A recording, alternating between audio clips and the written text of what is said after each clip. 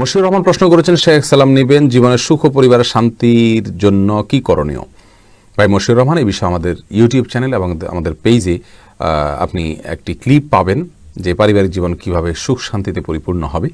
অনেকগুলো পরামর্শ সেখানে বলা আছে। তার ভিতরে প্রথম পরামর্শ হলো, আপনি বিয়ের অনেক আগে থেকে সূরা ফুরকান আয়াত নম্বর 74 বেশি বেশি পড়বেন। রব্বানা হাব লানা মিন আজওয়াজিনা ওয়া যুররিয়াতিনা কুররাতা আয়ুন ওয়াজআলনা লিল মুত্তাকিনা ইমামা। অর্থাৎ আল্লাহ স্ত্রী সন্তান যা দিবেন আমাকে, এবং মেয়েরা পড়বেন স্বামী সন্তান যা দিবেন আমাকে।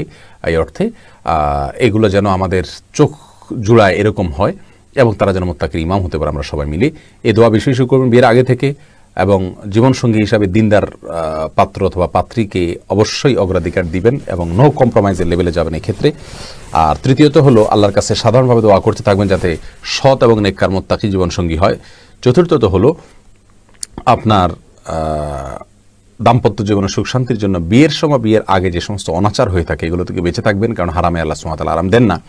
সেগুলো থেকে তাকওয়ার সাথে সুন্নাহ পদ্ধতিতে বিয়ে করবেন, ইনশাআল্লাহ শান্তি আল্লাহ তাআলা দান করবেন।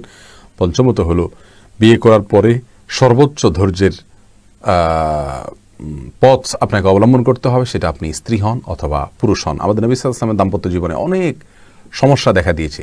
প্রচণ্ড ধৈর্যের তিনি পরিচয় দিয়েছেন এবং ধৈর্যের পরীক্ষা উত্তীর্ণ হয়েছেন।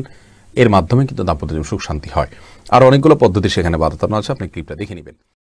ربنا هب لنا من أزواجنا وذرياتنا قرة أعين واجعلنا للمتقين إماما